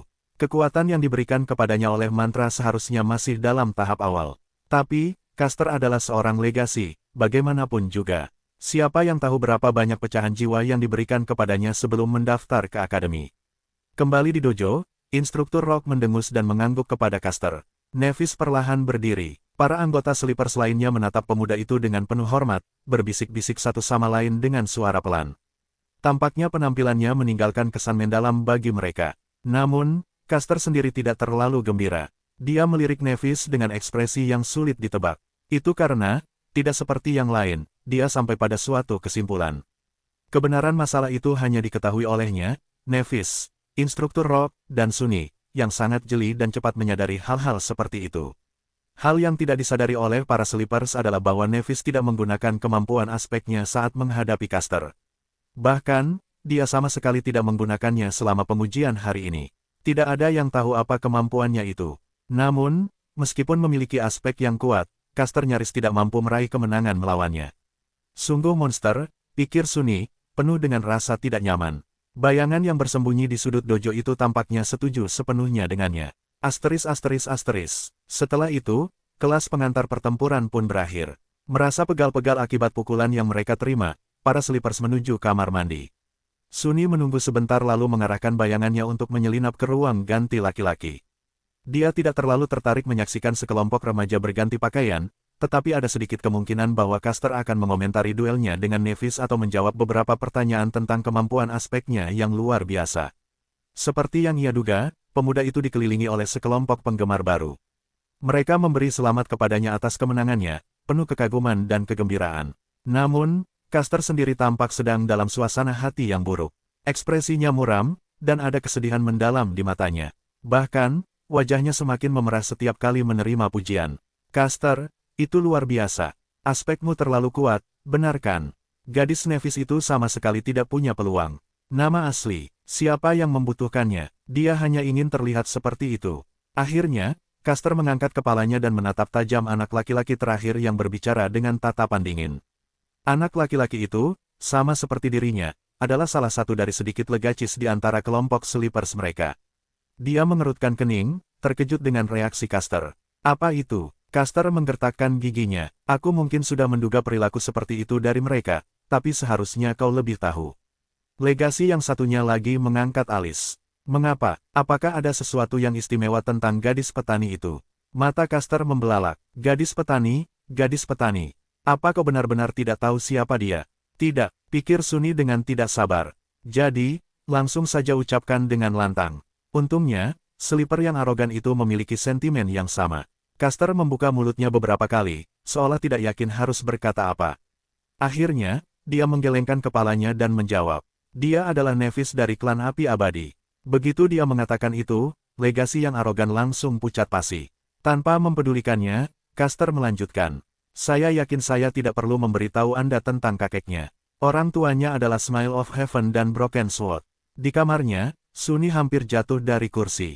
Bahkan dia pun tahu siapa Immortal Flame dan Broken Sword. Yang pertama adalah manusia pertama yang menaklukkan mimpi buruk kedua dan menjadi seorang master. Yang kedua, orang pertama yang menaklukkan mimpi buruk ketiga dan menjadi seorang saint. Mereka, beserta para sahabat mereka, termasuk di antara pahlawan paling terkenal dalam sejarah umat manusia, seseorang yang berhasil mengubah sejarah dengan kedua tangannya sendiri.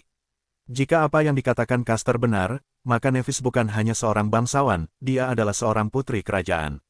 Tak heran dia memanggilnya, Nyonya. Mengapa dia tidak memanggilnya, Putri, saja? Tapi itu tidak masuk akal. Menggemakan pikirannya, si penidur berwajah pucat itu bertanya dengan suara gemetar. Lalu mengapa dia begitu? Caster menghela napas. Karena mereka semua sudah mati. Klan api abadi sudah lama lenyap. Untuk beberapa saat, ruang ganti benar-benar sunyi. Caster menunduk. Dia satu-satunya yang tersisa. Asteris. Larut malam, ketika semua orang sudah tertidur, Suni diam-diam memasuki dojo. Melihat sekeliling, dia memastikan tidak ada orang di sana, lalu dengan rasa ingin tahu mendekati ring tempat Nevis dan yang lainnya diuji sebelumnya. Dia berhenti di tengah ring dan berdiri di sana sejenak, mengingat bagaimana Nevis menghadapi puluhan Sleeper dari kelompok mereka sebelum dikalahkan oleh Caster. Monster, mereka berdua adalah monster. Gumamnya dengan getir dan putus asa. Sambil menggelengkan kepala, Suni meninggalkan ring dan kemudian menatap bayangannya. Apakah Anda setuju? Bayangan itu ragu-ragu selama beberapa detik, lalu membusungkan dada dan menyilangkan tangannya, mencoba terlihat angkuh, meremehkan, dan tidak terganggu. Namun, aktingnya tidak terlalu meyakinkan. Ya, kau benar, tepat sekali. Memangnya apa masalahnya? Baik Immortal Flame maupun Broken Sword, ayah dan kakek Nevis, sama-sama memiliki kekuatan yang luar biasa. Namun, mereka tetap gagal melindungi keluarga mereka dari pembantaian. Jadi, kekuatan bukanlah hal yang terpenting pada akhirnya. Bahkan keluarga kerajaan pun tak aman dari kekejaman dunia. Suni menghela napas dan berjalan menuju mesin pengukur. Sambil mengepalkan tinju, dia mengayunkannya dan melayangkan pukulan terkuatnya. Mesin itu berdengung selama beberapa detik lalu menampilkan satu angka. 9. Oh, ayolah. Aku pantas mendapat nilai 10, setidaknya. Merasa sangat marah, dia memukul piring itu lagi, hampir melukai jarinya. Namun, hasilnya tetap sama. Brengsek, Suni mondar-mandir sejenak, berusaha mengendalikan amarahnya. Sepertinya dia memang ditakdirkan untuk menjadi orang yang lemah. Lagi pula, kekuatan serangan bergantung pada massa dan percepatan. Percepatan dapat ditingkatkan dengan teknik dan latihan, tetapi massa adalah sesuatu yang sulit dia kendalikan. Pertumbuhannya sudah berhenti, dan tinggi badannya tidak akan meningkat drastis di masa depan. Seberapa keras pun Suni berlatih, dia akan selalu menjadi orang yang bertubuh ringan. Apakah ini adil? Tiba-tiba dipenuhi rasa kesal, dia meninju pelat itu lagi, melampiaskan semua frustrasinya pada satu pukulan ini. Pada saat itu, sebuah insting aneh tiba-tiba muncul dalam pikiran Suni. Mengikuti perintah instingnya, bayangannya melayang ke atas dan melilit tangannya, menempel seperti sarung tangan hitam. Sesaat kemudian, pukulan itu mengenai sasaran.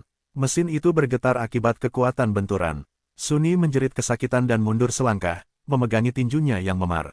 Setelah beberapa saat, hasilnya ditampilkan. Namun, angkanya bukan 9 lagi. Itu bahkan bukan angka 10. Itu 18. Dia menatap angka yang ditampilkan untuk waktu yang lama, tanpa ekspresi. Kemudian, senyum lebar perlahan muncul di wajah Suni. Begitu ya, jadi itu alasannya. Tentu saja, dia mengepalkan tinjunya lagi, menatap sarung tangan hitam yang tampak samar itu.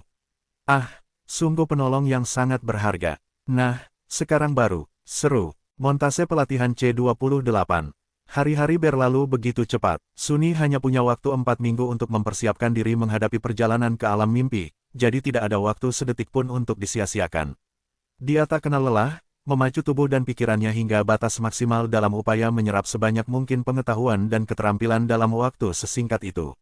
Pada siang hari, ia belajar dengan guru Julius, perlahan-lahan mempelajari cara bertahan hidup dan mengurus dirinya sendiri di tengah ketiadaan peradaban.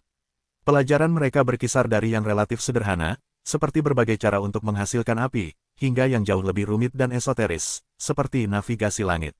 Apa yang begitu sulit tentang navigasi astronomi? Nah, ternyata alam mimpi tidak konsisten dalam hal geografi bintang. Wilayah yang berbeda memiliki bintang dan rasi bintang yang berbeda, serta jumlah bulan yang berbeda. Meskipun matahari tampak sama, perilakunya sangat sulit diprediksi. Namun demikian, dengan pengetahuan yang cukup, seseorang dapat menemukan cara untuk mempelajari langit dan kemudian melakukan navigasi sendiri. Sebagian besar pelajaran ini, konon, sudah termasuk dalam berbagai kurikulum sekolah dan diketahui oleh sebagian besar kaum tertidur. Namun, mempelajari sesuatu dari buku teks dan mempelajari hal yang sama dari seorang yang telah bangkit adalah dua hal yang sangat berbeda. Guru Julius memiliki kebiasaan menjelaskan materi pelajarannya secara lebih mendalam. Berkat kebiasaan yang memakan waktu ini, Sunny tidak hanya mempelajari tentang apa, tetapi juga sering mendapatkan gambaran tentang mengapa. Pemahaman awal tentang prinsip-prinsip dasar lingkungan alam mimpi ini memberinya kemampuan untuk menghadapi situasi apapun dengan setidaknya sedikit kesiapan. Bahkan pelajaran tentang bahasa-bahasa mati, yang awalnya dianggap Sunny tidak berguna, ternyata jauh lebih menarik daripada yang pernah ia bayangkan. Hal ini sebagian besar disebabkan karena pelajaran tersebut berkaitan dengan mantra itu sendiri. Lagi pula, mantra tersebut berkomunikasi dengan manusia dalam salah satu bahasa mati tersebut. Dengan menguasai bahasa tersebut, ia mampu memahami berbagai ucapan dan deskripsinya dengan lebih baik.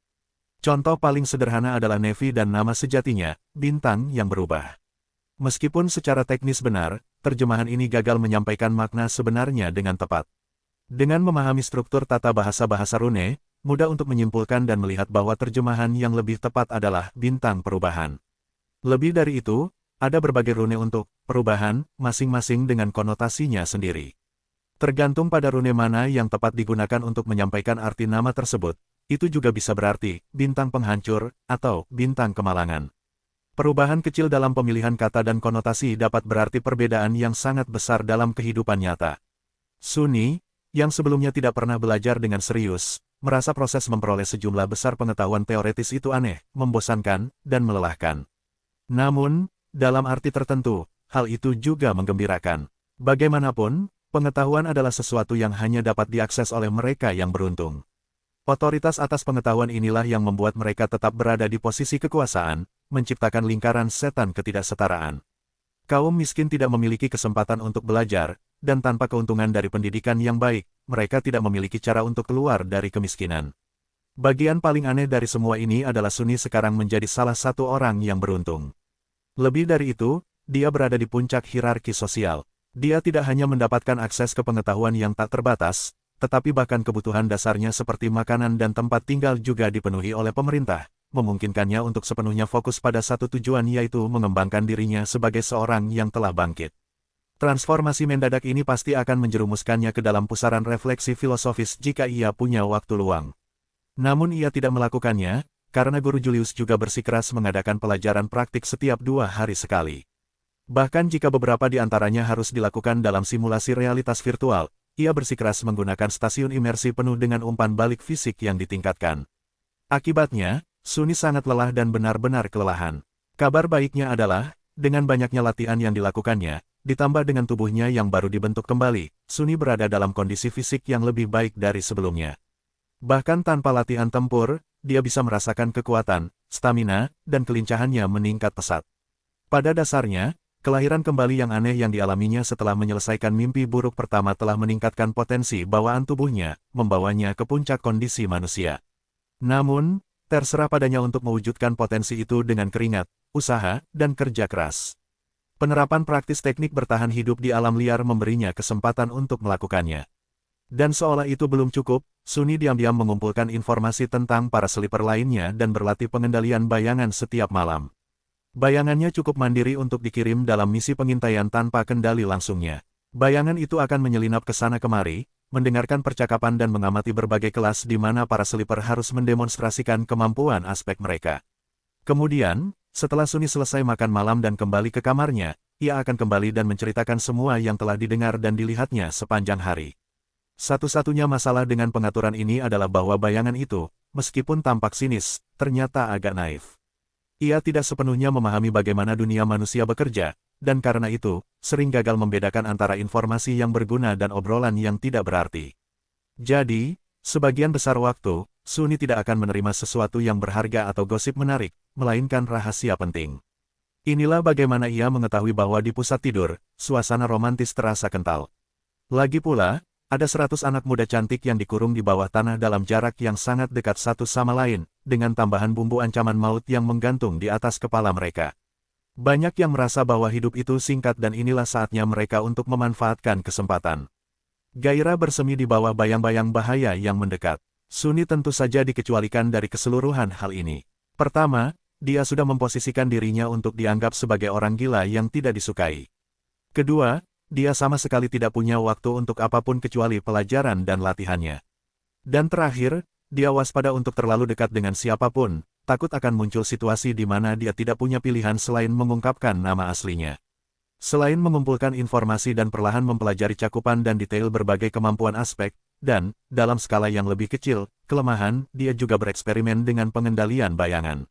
Hasilnya sangat menjanjikan. Dia dengan cepat menemukan bahwa bayangannya mampu meningkatkan berbagai objek dan bukan hanya tubuhnya sendiri. Jika bayangan itu melilit senjata, senjata tersebut akan menyerang lebih keras dan menimbulkan lebih banyak kerusakan. Jika bayangan itu diterapkan pada baju zirah tersebut akan menjadi lebih kokoh dan lebih sulit dihancurkan. Peningkatan tersebut juga cukup signifikan. Nilainya kira-kira 2 kali lipat dari nilai awal. Secara keseluruhan, kemampuan ini, jika digunakan dengan benar, dapat menjadikannya kekuatan besar di antara para sleeper. Banyak aspek tempur yang dapat memberikan kecepatan atau kerusakan lebih, banyak yang dapat memberikan pertahanan dan perlindungan lebih, tetapi tidak ada yang selengkap dan serbaguna seperti Shadow Slave. Dengan tambahan kemampuan Shadow Sight, Shadow Step, dan Shadow Scout, itu benar-benar luar biasa. Begitu saja, hari demi hari berlalu, perlahan berubah menjadi minggu. Sebelum Suni menyadarinya, titik balik musim dingin sudah tiba. C29 hari terakhir di bumi. Pada hari titik balik musim dingin, Suni bangun dengan perasaan lelah dan mengantuk. Sebanyak apapun ia berusaha menghilangkan rasa lesu itu, perasaan itu tetap tak kunjung hilang. Akhirnya, ia hanya berbaring di tempat tidur untuk sementara waktu, membungkus dirinya dengan selimut. Dia sudah terbiasa dengan perasaan kantuk yang tak berujung dan menjerat ini. Perasaan itu sama seperti hari-hari sebelum mimpi buruk pertamanya. Perasaan itu juga sangat mirip dengan apa yang dialaminya saat perlahan sekarat karena hipotermia di lereng Gunung Hitam. Mengingat pelukan dingin kematian yang mendekat, Suni tak kuasa menahan rasa menggigil. Ini adalah hari terakhirnya di bumi, setidaknya untuk sementara waktu. Menjelang malam, mantra itu akan membawanya pergi sekali lagi, kali ini untuk menantang hamparan luas alam mimpi. Apa yang akan dihadapinya di dunia sihir yang hancur itu? Akankah keberuntungan berpihak padanya kali ini, atau akankah terjadi bencana lain? Tidak ada gunanya menebak-nebak. Dia sudah melakukan segala daya upayanya untuk mempersiapkan diri menghadapi hal yang tak terhindarkan. Dia belajar keras, berlatih keras, dan menjaga rahasianya tetap aman. Aspeknya lebih baik daripada kebanyakan orang, dan tekadnya untuk bertahan hidup telah lama ditempa oleh kenyataan pahit di pinggiran kota dan cobaan yang lebih berat lagi dari mimpi buruk pertama. Secara keseluruhan, dia sudah siap. Sambil mendesah, Suni bangkit dari tempat tidur dan melanjutkan rutinitas paginya. Jika ini akan menjadi mandi air panas terakhirnya untuk waktu yang lama, dia akan benar-benar menikmatinya. Jika ini akan menjadi sarapan lezat terakhirnya untuk sementara waktu. Sebenarnya, dia tidak nafsu makan. Kafetaria itu penuh dengan para sleepers, tetapi tidak ada yang berbicara. Semua orang tampak murung dan terlihat lebih introspektif dari biasanya. Tidak ada tawa atau percakapan riuh seperti biasanya, hanya para legacis yang tetap tenang dan terkendali. Namun, mereka pun tetap menyendiri. Suni teringat saat terakhir kali ia bersiap memasuki mantra dan, dengan sedikit rasa cemas, mendekati mesin kopi. Selama tinggal di akademi, ia telah lama menyadari bahwa banyak orang memiliki kebiasaan menambahkan gula dan susu ke kopi mereka. Jadi, pada hari yang penuh berkah ini, ia memutuskan untuk mencobanya lagi. Lagi pula, memiliki tradisi itu menyenangkan. Beberapa menit kemudian, ia telah mengambil tempat duduknya yang biasa di dekat Kasia, gadis tunanetra itu. Terlepas dari kedekatan mereka yang dipaksakan, mereka belum berbicara satu sama lain sekalipun, seperti dua orang asing yang terpaksa berbagi ruang yang sama karena keadaan di luar kendali mereka. Suni tidak melihat alasan mengapa apapun harus berubah hari ini. Namun, begitu ia menyesap kopi untuk pertama kalinya, Kasia tiba-tiba menoleh dan menatapnya dengan mata birunya yang indah dan sayu. Merasa gelisah, Suni melihat sekeliling, memeriksa apakah ada orang lain yang menarik perhatiannya, dan, setelah memastikan tidak ada orang yang berdiri di belakangnya, bertanya. Apa? Kasia terdiam, seolah ragu apakah ia harus menjawab, lalu tiba-tiba berkata. Selamat ulang tahun. Apa? Suni mengerutkan kening, mencoba memahami maksud di balik kata-katanya. Kemudian, ekspresi terkejut muncul di wajahnya. Oh, benar, hari ini ulang tahunku. Dia benar-benar lupa tentang itu. Hari ini dia berulang tahun yang ke-17. Tunggu, bagaimana dia bisa tahu tentang ini? Suni menatap gadis buta itu dengan aneh, membuka mulutnya, lalu memutuskan untuk mengabaikan masalah itu. Gadis itu terlalu menyeramkan. Terima kasih. Sambil mengangguk, Kasia berbalik dan tampaknya kehilangan minat untuk melanjutkan percakapan. Dan itu adalah hal yang lebih baik. Suni kembali menyesap kopinya, dan kali ini rasanya tidak terlalu buruk. Tentu saja, gula dan krimlah yang berperan besar. Namun, ia merasa sedikit lebih segar setelah meminumnya. 17, ya, Suni tidak pernah yakin apakah dia akan mencapai usia ini dalam keadaan hidup. Namun, terlepas dari segalanya, dia berhasil. Hidup memang terkadang tidak terduga. Jika setahun yang lalu ada yang mengatakan kepadanya bahwa ia akan merayakan ulang tahunnya yang ke-17 dengan minum kopi asli dengan susu dan gula asli, ia pasti akan menertawakan mereka. Tapi sekarang itu sudah menjadi kenyataan. Tanpa disadari, Suni teringat semua orang yang dulu merayakan ulang tahunnya bersamanya, sudah lama sekali. Sebelum suasana hatinya memburuk, ia dengan tegas menepis pikiran-pikiran itu dan memaksa dirinya untuk tersenyum. Ini tidak buruk, mari kita lakukan lagi tahun depan, ketika aku sudah menjadi seorang yang tercerahkan. Setelah menghibur diri dengan cara itu, dia menghabiskan kopinya dan meninggalkan kafetaria. Tidak ada kelas hari ini, tetapi dia tetap mengunjungi ruang kelas bertahan hidup di alam liar dan mengucapkan selamat tinggal kepada Guru Julius. Pria tua itu cukup emosional saat melepasnya. Dia memberi Suni satu kiat terakhir, sekitar selusin kali berturut-turut dan bahkan berjanji untuk melamar posisi asisten peneliti yang akan dibuka setelah pemuda itu menjadi seorang yang sepenuhnya terbangun. Suni pergi sambil mengucapkan terima kasih atas waktu dan kesabarannya. Setelah itu, tidak banyak yang bisa dilakukan. Saat matahari hampir terbenam, instruktur Rock mengumpulkan mereka di lobi Sleeper Center dan membawa mereka keluar. Di taman-taman bersalju yang mengelilingi bangunan putih itu, para awakenet lainnya memimpin kelompok sleeper mereka sendiri menuju tujuan yang sama. Itu adalah pusat medis akademi. Pusat itu lebih mirip kuil daripada rumah sakit. Interiornya berisi teknologi yang sangat canggih serta beberapa penyembuh terbaik di antara para yang terbangun. Selama perjalanan pertama mereka ke alam mimpi, tubuh para yang tertidur akan dijaga aman di dalam kapsul yang dirancang khusus dan ditopang oleh kekuatan magis para penyembuh tersebut jika terjadi sesuatu yang tidak diinginkan di sisi lain mantra. Tentu saja, apakah mereka akan bangun pada akhirnya atau tidak sepenuhnya bergantung pada para penidur itu sendiri. Yang mengejutkan Suni, setelah memasuki pusat medis, instruktur Rock tidak langsung membawa mereka ke sayap yang berisi kapsul sleeper. Sebaliknya, ia membawa mereka ke lantai yang relatif sepi dan kemudian membuka pintu ke galeri luas yang diterangi dengan terang oleh sinar merah jingga indah dari matahari terbenam. Di sana, mereka melihat deretan kursi roda. Di setiap kursi roda, ada seseorang dengan ekspresi kosong dan anehnya tenang di wajahnya. Semua orang ini benar-benar diam, tak bergerak, dan tak bergeming. Mereka tidak menunjukkan reaksi apapun terhadap kedatangan para tamu. Semuanya tampak kosong. Dalam keheningan yang mencekam, Suni merasa bulu kuduknya berdiri dan rasa takut yang merayap merasuk jauh ke dalam hatinya. Instruktur Rock menatap orang-orang yang kosong itu dengan mata serius. Ada alasan mengapa aku membawa kalian semua ke sini. Perhatikan baik-baik dan ingatlah. Sebagian dari kalian mungkin tahu siapa orang-orang ini, bagi kalian yang tidak tahu, mereka disebut Hollow. Dia menggertakkan giginya, masing-masing dari mereka dulunya adalah seorang sleeper atau seorang awakenet. Beberapa di antara mereka lemah, beberapa di antara mereka kuat. Beberapa bahkan sangat perkasa, semuanya telah binasa di alam mimpi. Jiwa mereka telah pergi, Suni menyadari dengan ngeri. Jika kau beruntung, begitu jiwamu hancur, tubuhmu akan mati bersamanya. Tetapi jika tidak, kau akan menjadi seperti mereka. Hampa, instruktur Rock melirik ke arah tempat Caster dan Nevis berdiri, lalu menambahkan. Jadi jangan sampai mati di sana. Asteris.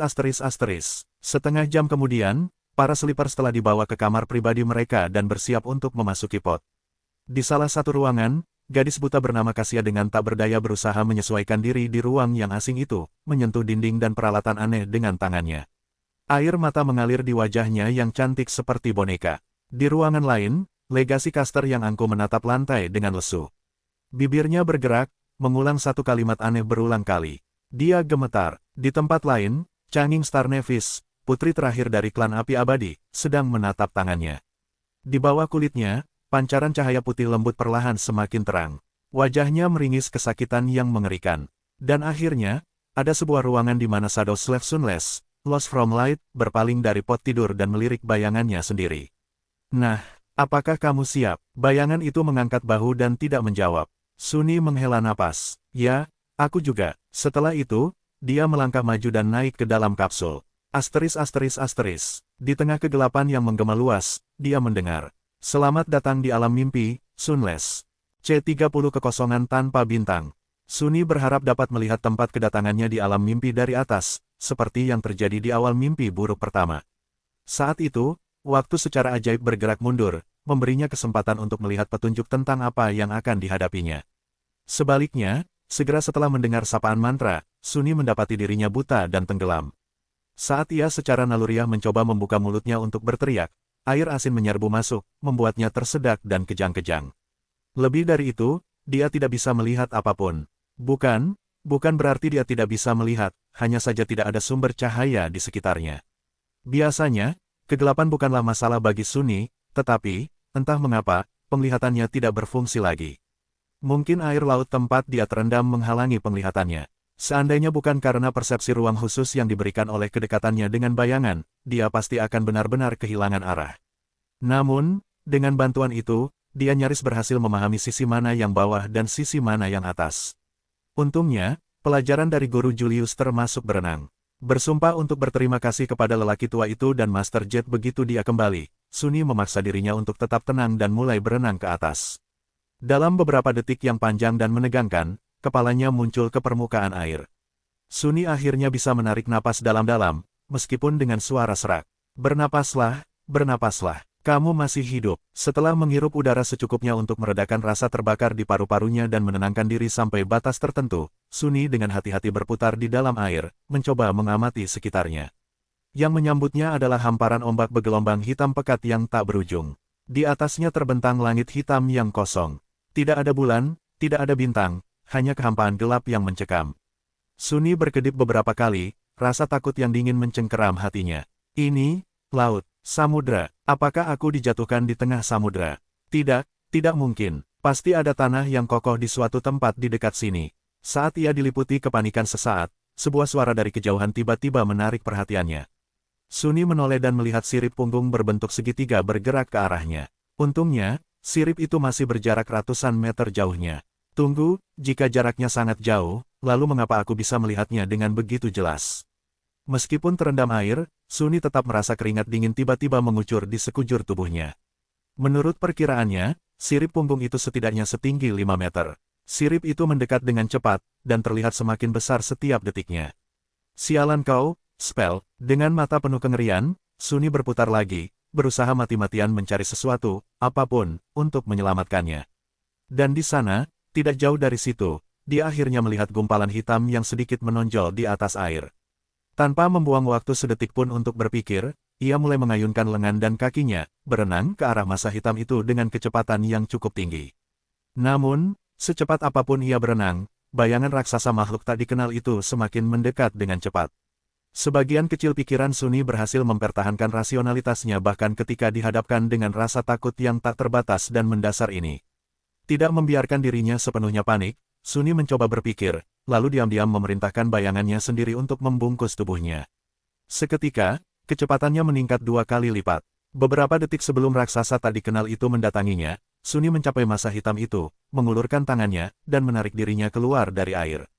Dia berguling menjauh dari tepi, menggores kulitnya pada bebatuan yang tidak rata, dan melompat ketakutan ketika seluruh permukaan di bawahnya bergetar, seolah-olah sesuatu yang besar telah menabraknya. Saat Sunny mundur, rahang mengerikan muncul dari dalam air, dengan barisan gigi raksasa yang panjangnya sama dengan tinggi badannya. Dia membuka matanya lebar-lebar, menyadari bahwa batu yang dia panjat tidak cukup tinggi untuk menyelamatkannya dari monster itu. Kenapa ia sampai mencoba memakanku? Aku terlalu kecil untuk dianggap sebagai camilan yang mengenyangkan bagi sesuatu yang sebesar ini. Namun, sebelum monster itu sempat menyerang, sebuah tentakel raksasa tiba-tiba menerobos air dan menjulang ke udara seperti menara hitam yang aneh.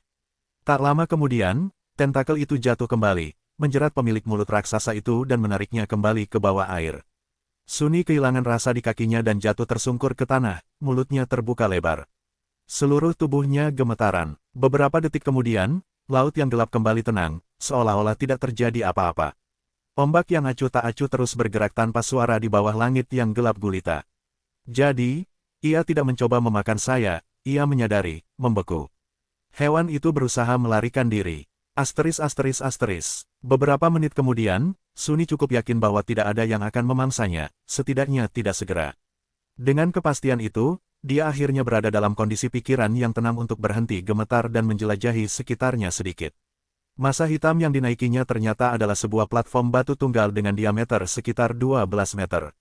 Permukaannya sebagian besar datar, ditutupi alur, dan agak kering.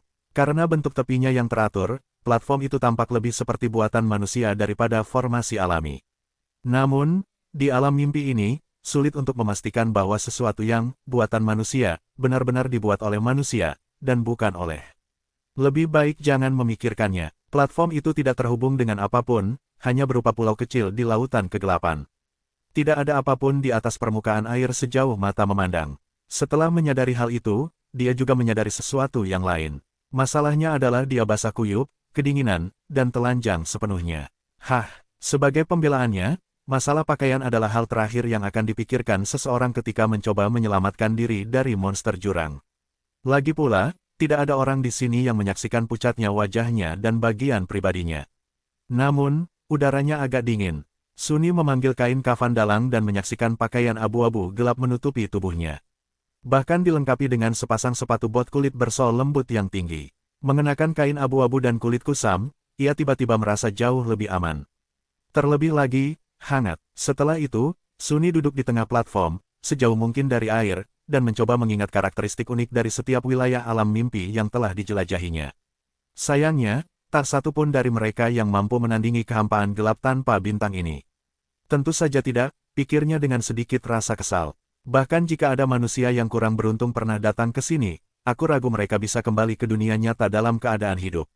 Tidak mungkin, apalagi dengan hal-hal yang bersembunyi di bawah air itu. Belum cukup putus asa untuk meninggalkan platform dan mencoba berenang mencari daratan, Sunny memutuskan untuk menunggu dan melihat. Mungkin sesuatu akan berubah seiring berjalannya waktu.